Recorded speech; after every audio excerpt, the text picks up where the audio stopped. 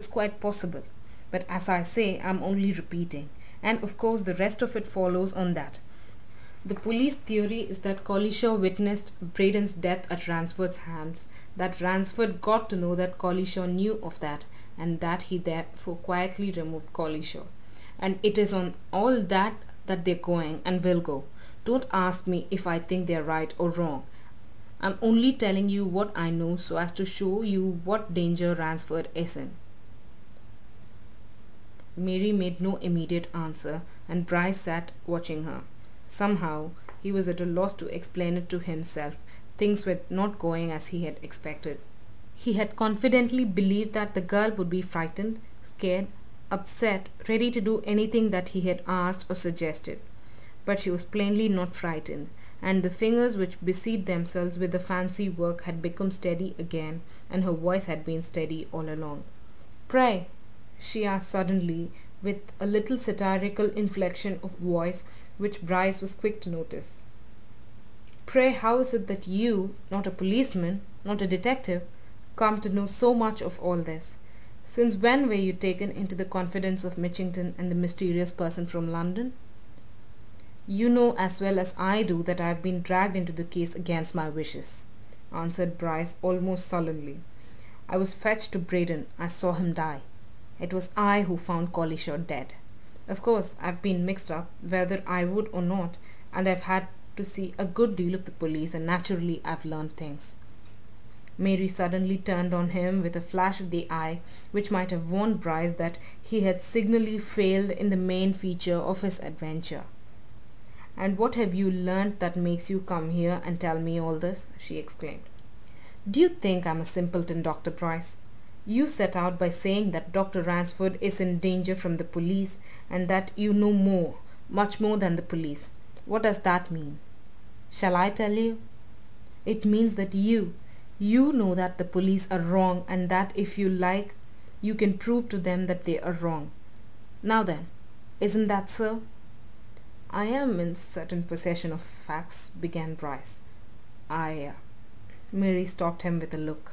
"My turn," she said. "You are in possession of certain facts. Now, isn't it the truth that the facts you are in possession of are proof enough to you that Dr. Ransford is as innocent as I am? It's no use your trying to deceive me. Isn't that so?" "I could certainly turn the police off his track," admitted Bryce, who was growing highly uncomfortable.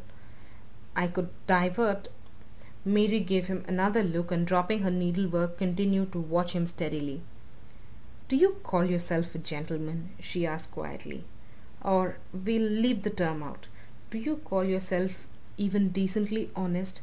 For if you do, how can you have the sheer impudence, more insolence, to come here and tell me all this when you know that the police are wrong, and that you could, to use your own term, which is your way of putting it, turn them off the wrong track?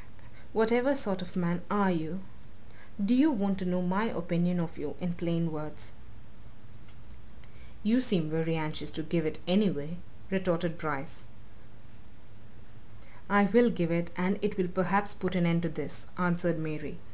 "If you are in possession of anything in the way of evidence which would prove Dr. Ransford's innocence, and you are wilfully suppressing it, you are bad, wicked, base, cruel, unfit for any decent being's society.